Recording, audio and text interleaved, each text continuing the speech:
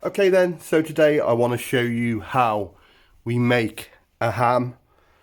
A ham is made from the leg of pork. So what we have here is a leg in its raw state. What we're going to do, take the bones out, cure it, and that'll give us our ham. Now in the UK we call it a gammon ham or a gammon, and what we like to do is cut it short and we load these beautiful looking things. That is a gammon steak. Absolutely wonderful. I will show you how we make those.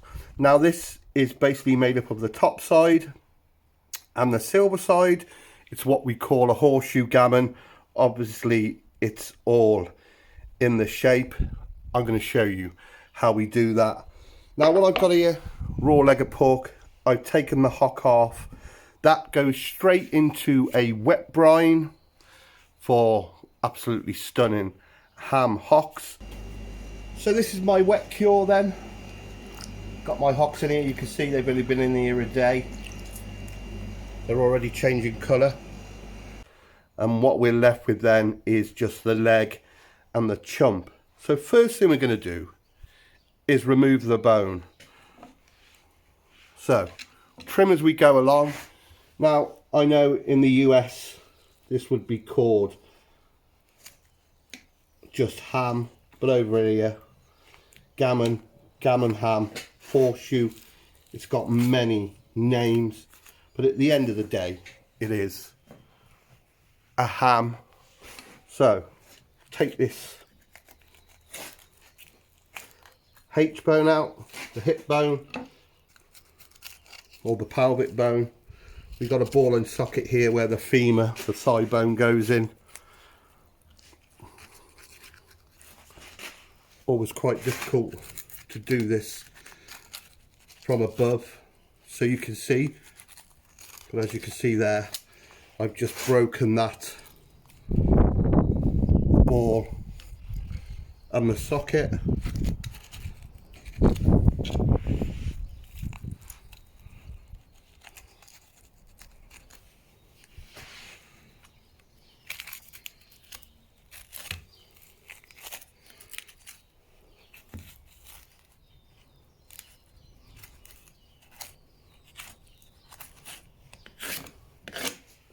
Lovely.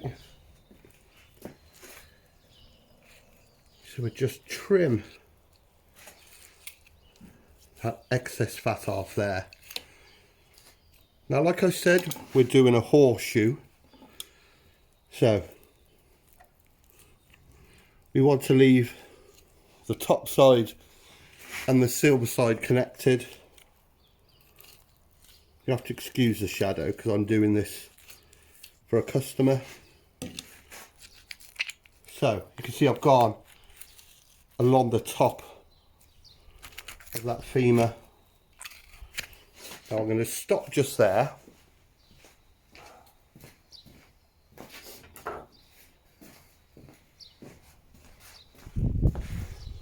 And I'm going to remove, because I want to keep this nice and square, I want to remove what is the rump or the chump. Proper reared pork, which has got a nice amount of fat on.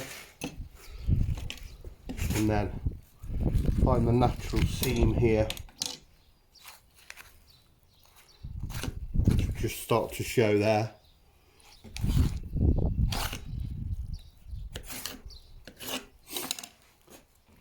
And that gives us our initial shape. That can be diced or cured for a slipper joint, but it will go into sausages. So continue to remove that femur. My knife is really had a bit of stick. I've been working on a farm butchering and curing 11 pigs in the middle of nowhere.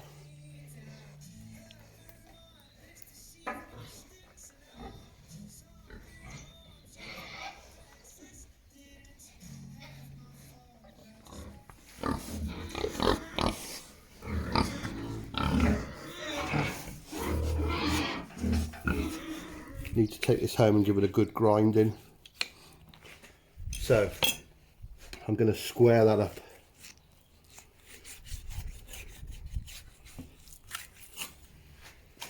And that will give us our initial horseshoe shape. So square that off. That makes some lovely pork steaks. And now you can see the basic shape there where we got our gammon steak from. So that is the bit we're going to be curing.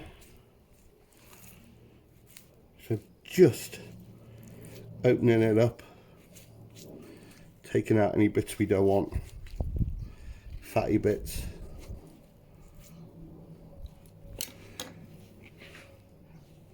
Beautiful, ready to cure. I've actually got, as I'm doing this, a detached retina, and it's in my right eye, my dominant eye, so I'm actually doing this one-eyed with a patch on, believe it or not. One-eyed, not legless. To say it's different is an understatement.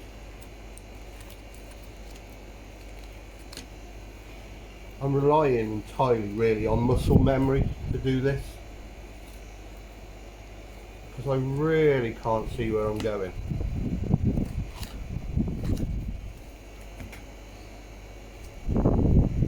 So I butchered all 11 pigs with just one eye. Believe it or not. It's been special, let's put it that way. So again, just looking for that horseshoe shape.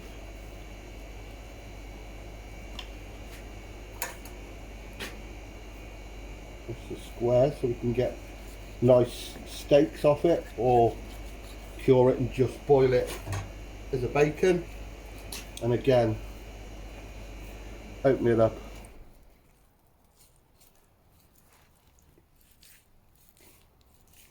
Take out any fatty sinew vessels.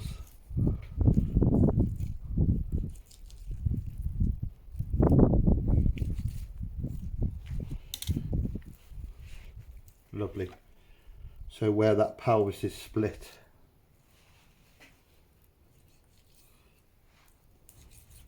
just trim it up. So we got two nice horseshoe shapes now. I'll deal with all these little bits and bobs in a moment, but next we're on to the curing to make that. So there's our leg of pork then, broken down into 3 primals. As you can see, we got our lovely horseshoe. What we're going to concentrate on, either keep it whole for a ham or those lovely gammon steaks. We took out the thick flank from there, as you can see. That gets cured. In the UK, that is known as the slipper joint. A lovely little ham cooked for 2 people. Very popular, quite a cheap cut. And then lastly, we got this chump or the rump. That is cured and known as the corner gammon.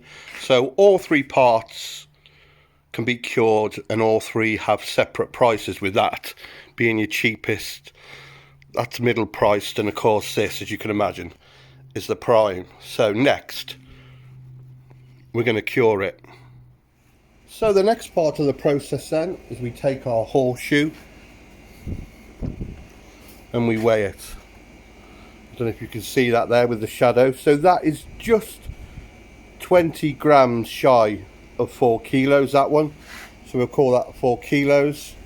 I imagine this won't be far off because it was the other side. That one's 4.3. So we'll take that up to 4.4. We need to measure out our cure. So for my cure, I'm using this wonderful Western Fowler Super Cure. 40 grams to every kilo. So for that one there, which was 4 kilo, what was that? So that's 160. Can't get rid of this thing, the tear's not working. 160. So to make it complicated, 230. Don't know why that ain't working. 230, Chinese dentist. Just put that bit in there. Just like that. Now I'm going to make this a sweeter cure, so I'm just going to put 10 grams of brown sugar in. So take that up to 270.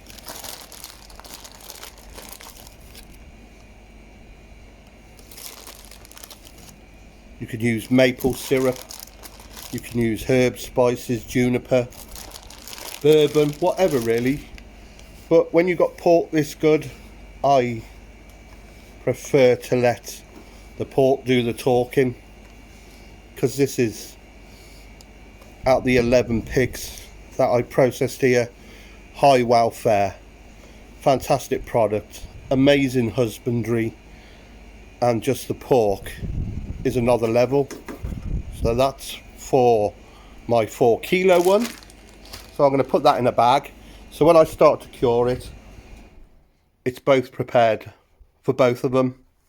So for the other one then, which was 4.4, start with 230, and then we'll put in another, say 15 grams.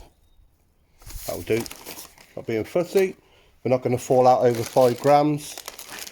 And then again, 10. Might put 15 of this in. The main thing is with these super cures is because you weigh it out and it's precise.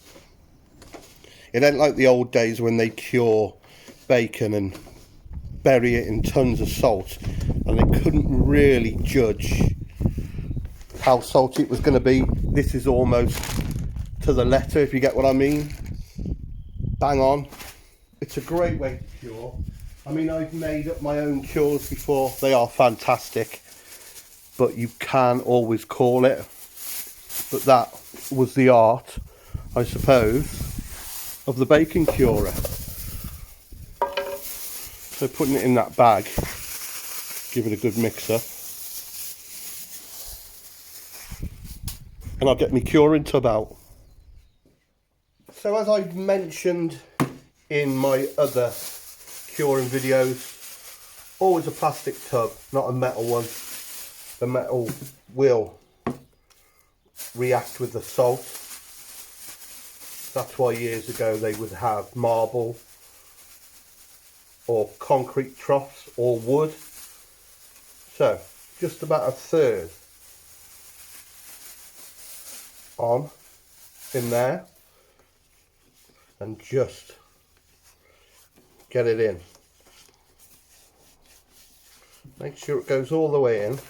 You can collect all these bits of cure up. That's the beauty of doing it in a tub. Make sure you're in all the nooks and crannies. Now if they would have done this years ago,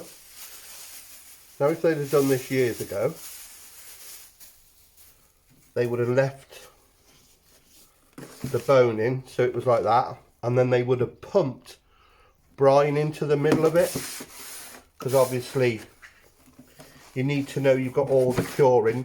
The last thing you want is to have cured your leg and half of it is beautifully cured but the middle is still raw, and by that stage you've got to it most probably rotting. Those days are gone. So use up every scrap, rub it on the face, get it in the skin. You think it wouldn't penetrate the skin, but it does. So what we're doing here, we put it in the middle, so we're curing from the middle out and from the outer in, so we got a nice even cure.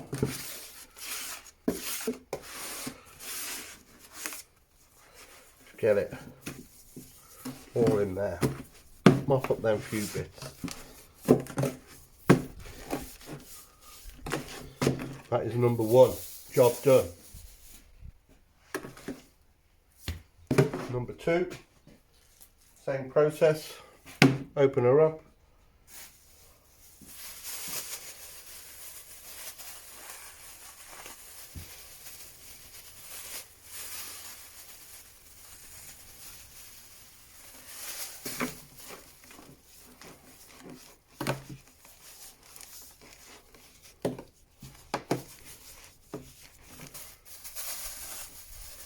What I like about this is it begins to react with the meat almost straight away. You can see that's gone on, and you'll see the colour change of the sugar and the salt as it starts pretty much drawing the moisture out, which is what it's all about. What curing is: preservation, removing moisture, removing the risk of the meat rotting, bacteria building up. A process as old as life itself. Simple but effective.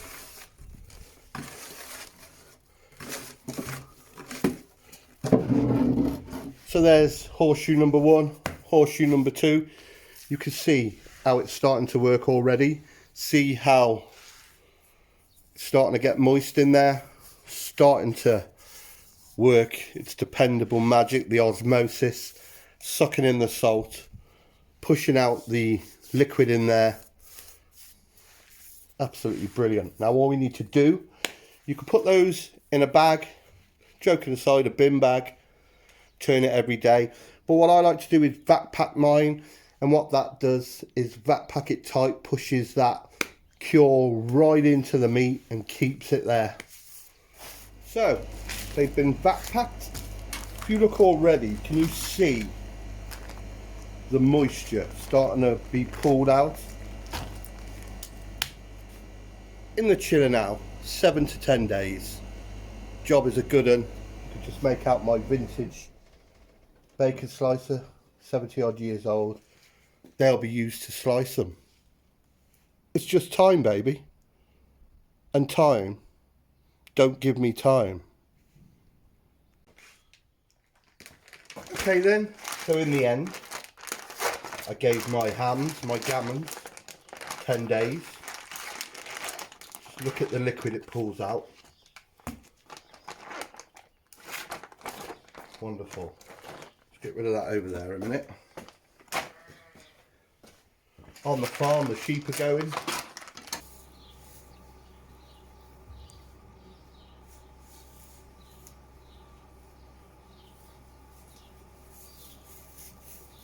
Lambing season never stops. But these are looking superb. Now, all I need to do, just check we've got a cure in there, everything's looking good. Right, let's get my tub, because we want to wash off any of the excess salt. So give it a good wash right inside. And for all intents and purposes, that's done. But we need to leave it now. The longer we can leave it, the better it will be.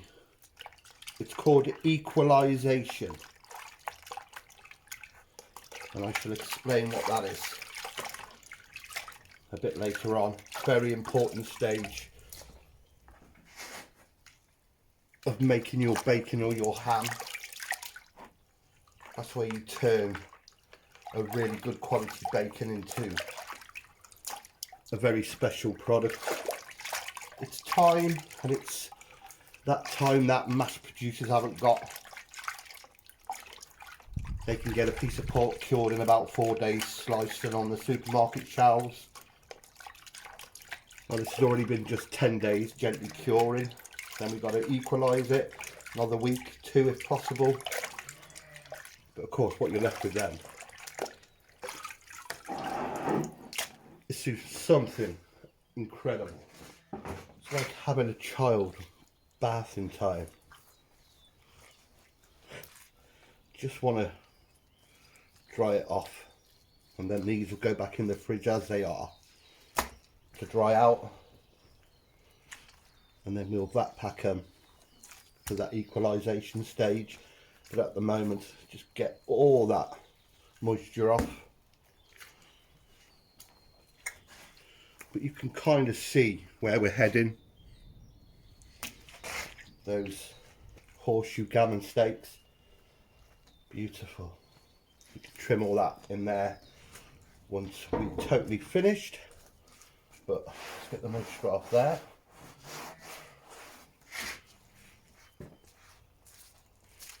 They're ready to go in.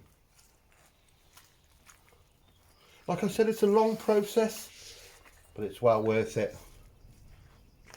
We sold quite a bit of this bacon already. People are saying it's the best bacon they've ever tasted. It tastes like old school bacon, old fashioned, what my nan used to cook us. So yeah, it's a win. It's a win, and it's all about time. So yeah, into the fridge they go. So I've just repeated that process with my beloved ham hocks. Look at that. So out of the curing tub, the brine tub, washed off, get them drying, get them in the fridge. Now I did cure those two little slippers. As you can see, I explained earlier, they will be some absolutely beautiful little ham joints. Very cute, all solid meat when you cut them. Wonderful. So they join my horseshoes for another week or so. Okay then, so these have been 7 days chilling. You can see how different they are, how dry. Now, this is a ham. So you could cook that as a ham now, you could boil that or roast it. Absolutely wonderful. But what I want to do, like I showed at the very start, those lovely horseshoe gammons. So, not too thick. And we work our way through. Right, let's see.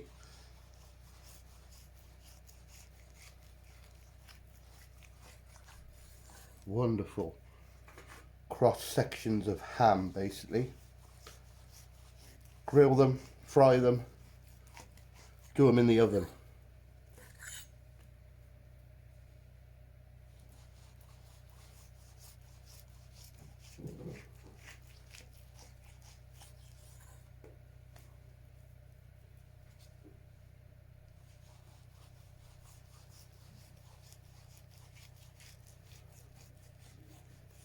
Lovely, lovely, lovely.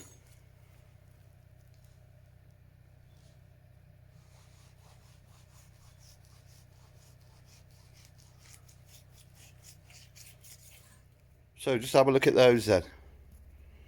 Out of those two legs, hams, horseshoes, all these lovely horseshoe gammon steaks.